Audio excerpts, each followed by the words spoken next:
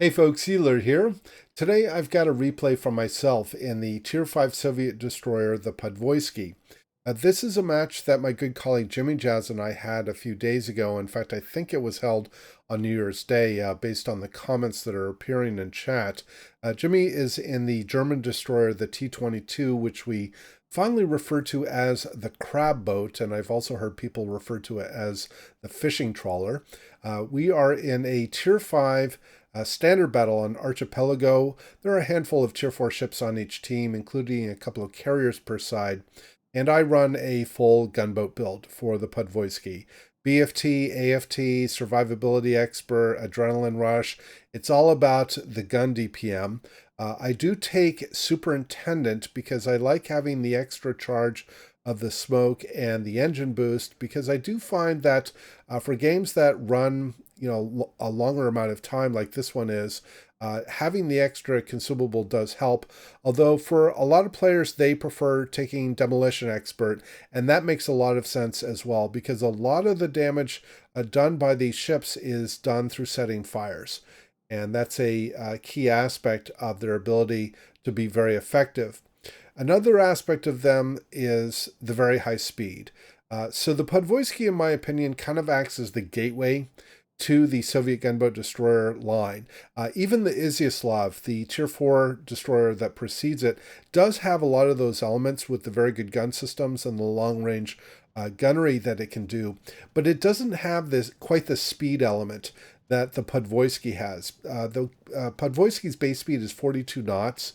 So with engine boost and a Sierra mic signal, although I don't happen to have one in this particular game, but with those two in effect, you're working at speeds of 46 knots, which is very hard for opposing ships to try to hit you.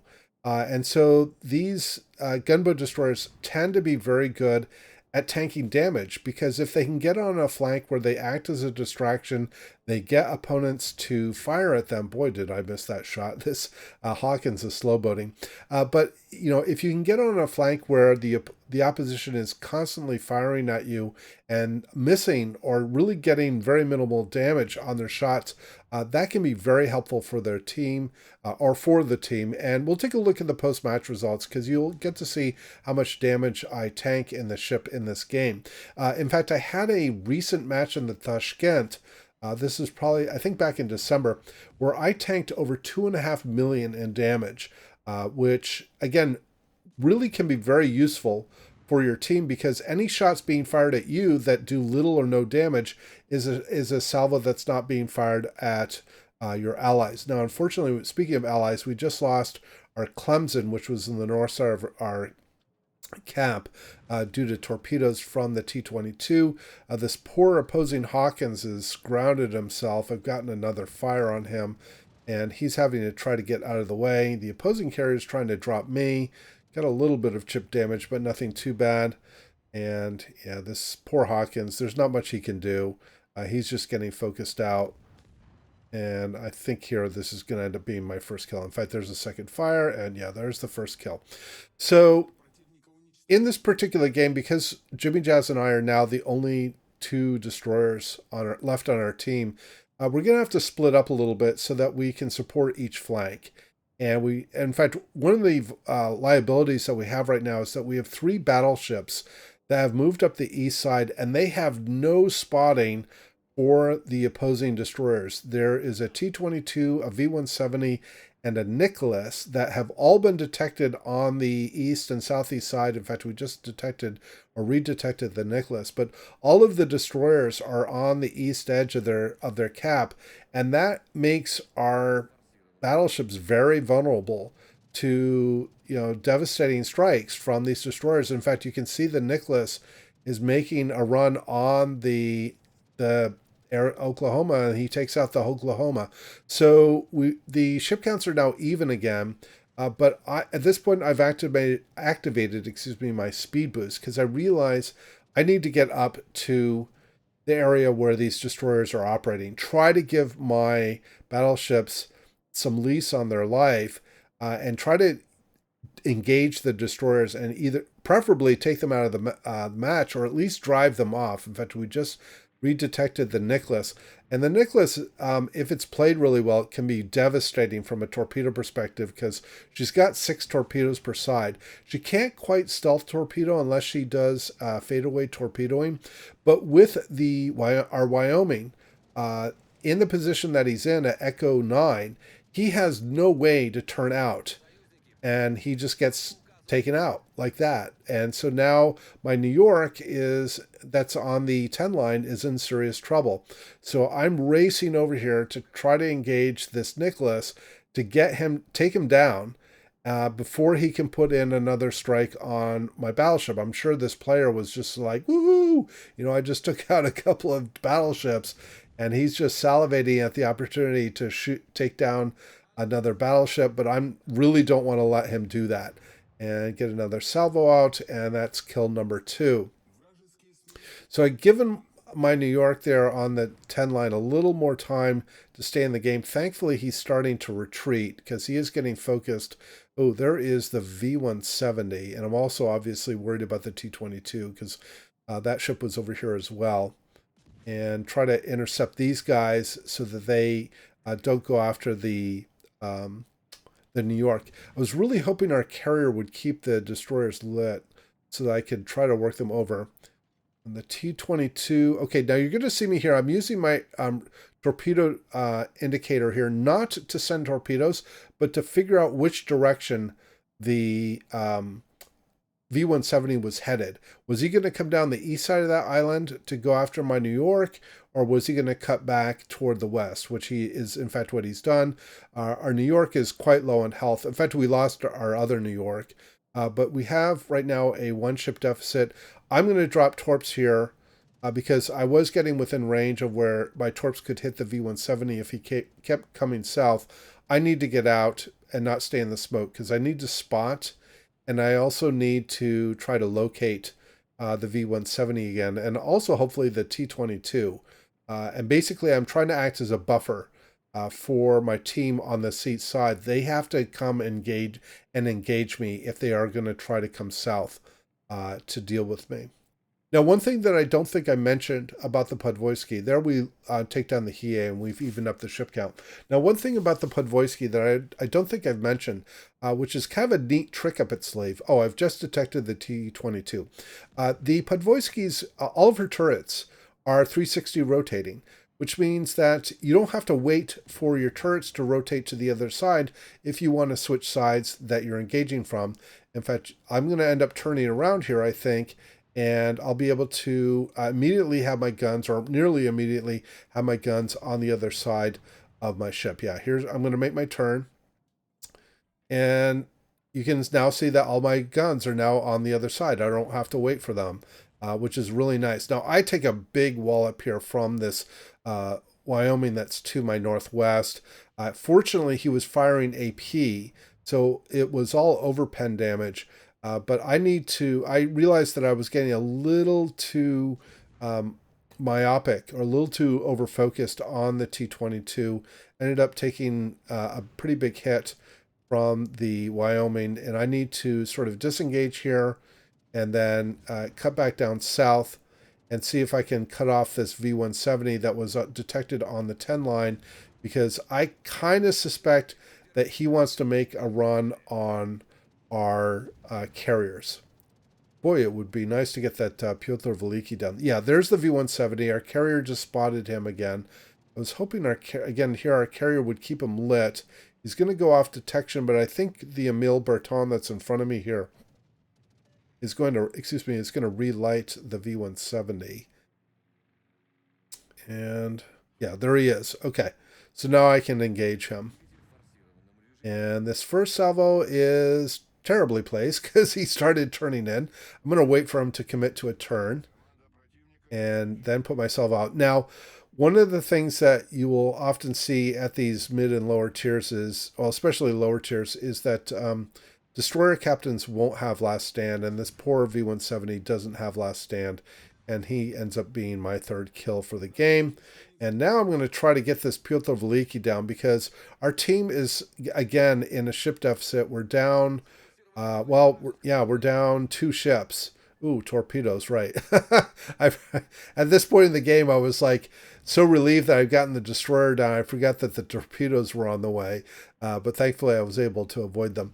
This border-hugging Pyotr Veliki is trying to get himself turned around. You can see I've switched to AP here because I felt like I just was not getting any damage with the HE, even up into the superstructure. I actually get some decent damage here, almost 1,500 in damage, but I am going to switch back to HE because at this point he's going to really be too well angled for me to try to get consistent AP damage. Even up into his superstructure. There is the T-22. I got to prioritize this guy. I got another fire on the battleship, but now I need to work on trying to get this destroyer taken down because, again, he's going to be a threat if he moves down. Now, at this point in the game, I haven't called it out till now, but we've lost all of the other ships other than Jimmy Jazz, myself, and the two carriers. So, and we did not end up taking any ships in the same process. So, we have a 3-ship deficit, and there's a lot of capital ships on the opposing team. It's going to require a lot of work to get our team, or at least keep our team in the game. Get another salvo out on the Pyotr Veliki. I'm going to get another fire on him. I'm going to send out a shot here on the T-22, and that's double strike and Kraken Unleashed. So at this point, obviously, I was feeling like, okay, I'm doing pretty well for the team to be able to protect the team, but we still have a 1-ship deficit, and that is a lot of HP to try to take out over the next few minutes to try to get ourselves a win because we're down by 1 ship. We're going to have to sink at least 1 and probably 2 to get a point lead. And so I'm going to cut over and with Jimmy Jazz on the at Echo 4, Echo 5, and I'm going to move in from the east side. We're going to try to be able to cross these guys in terms of their fire. Jimmy Jazz will be able to torp into the center of the map. I will be able to fire into the center of the map, and hopefully between his work and me setting fires like that, and hopefully good torpedo strikes from Jimmy Jazz, we can try to finish off some of these capital ships. I'm going to switch over to the New York that has lower health right now. And in fact, now I'm getting dropped by the carriers, which makes sense because there are very few ships, surface ships, that are still around. Obviously, the two carriers, but the opposing carriers should be focusing Jimmy Jazz and me when they can. Now, that drop was not very good. Take a little bit of chip damage, I think, from the Wyoming. Going to come back. Oh, this New Yorker engine is out. I'm going to drop into smoke here because now I know that Jimmy Jazz has got those ships lit. There's another fire, and I can keep working these guys. Well, unfortunately, we lose sight on the other New York. Try to get a shot out there where he grounded. Back to this New York. All right. So Jimmy Jazz and I obviously are in communication so that we can support each other and coordinate our attacks. Go back. I'm trying to get a fire on the southern New York that grounded himself and let the fires on the other New York burn, although he may have, yeah, he's put them out. So I'm going to go back to him to try to get fires back on him and try to get my shells up into his superstructure where I can do some material damage. Yeah, you can see Jimmy Jazz is firing on the battleship as well. There's the fire. That's what I wanted.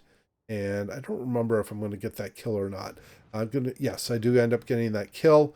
Now I'm going to go over to the other New York, although my smoke is about to expire, and I need to start moving so that I can engage these battleships by running and gunning. In fact, I should be activating my speed boost here as I slip out of my smoke. I think I'm just trying to get a few more shots in from the smoke. But the next priority here is going to be this New York because he's our carriers are starting. Yeah, there I activate my speed boost because I need to start moving.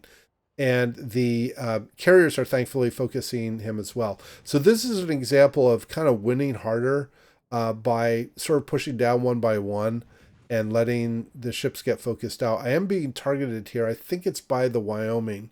That's to my northwest. Again, another fire on the New York.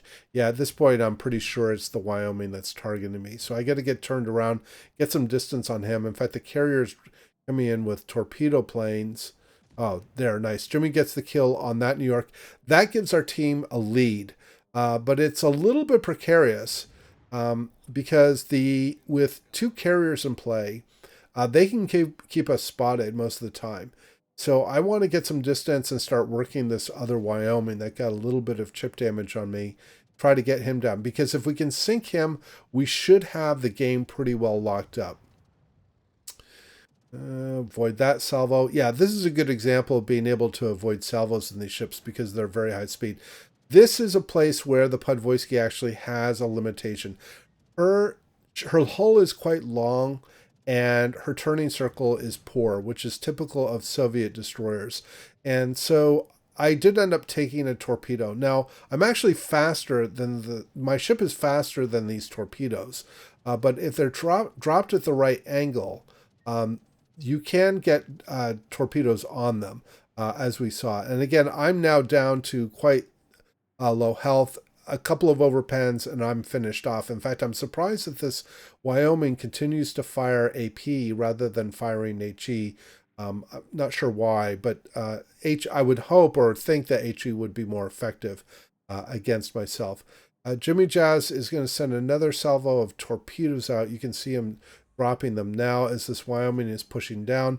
I'm going to drop smoke here. Again, this is not typical in my experience with the Soviet gunboat destroyers, but with my relatively low health, I do need to be able to put fire and try to work down this Wyoming. Another option for me, if I had been out of smoke here, would be to try to set up position behind some terrain where I could fire over the terrain from concealment. But again, with 2 carriers in play, that may have been quite difficult. And so the smoke is frankly a better option for me to be able to try to get damage in on this Wyoming. But it's quite urgent that we do this and try to get this ship down, because even though we have the lead, this will help build that cushion. In fact, Jimmy just took some more damage, and I think he's being spotted by the planes, and the Wyoming got some damage on him. And Jimmy's also, I think, trying to provide some AA cover for our Hermes, which is in the middle of the cap. So rather than relocating to a place that was a little safer, he is not in a very good position. Our Langley, honestly, just out of pure luck, has remained where his ship spawned, and I don't believe he's moved at any point. I'm going to get a little more chip damage in, and yeah, now it's going to kind of come down to Jimmy Jazz and our carrier, because I don't have any firing solutions on the Wyoming since he's in the middle of the map. And the carrier looks like he's coming in for another torpedo drop. Yeah, and with both Jimmy Jazz and our carrier and myself, all 3 of us being quite low, any one of us could be easily picked off by a carrier. We do finish off the Wyoming, and that should give us the lead that we need. Even if they sink one of either Jimmy Jazz or the carrier, it isn't going to be enough for them to pull off the win, and we do end up winning the match. So this was a really tough game in order to stay in it. Obviously, very pleased with my own performance, but this is a very good example of how the Podvoisky and, frankly, the other gunboat destroyers in the Soviet line, in my experience, get played. So I hope you enjoyed the replay and the commentary. Let me know your thoughts in the comments below. And as always, we hope to see you out there on the virtual seas, and we wish you happy sailing.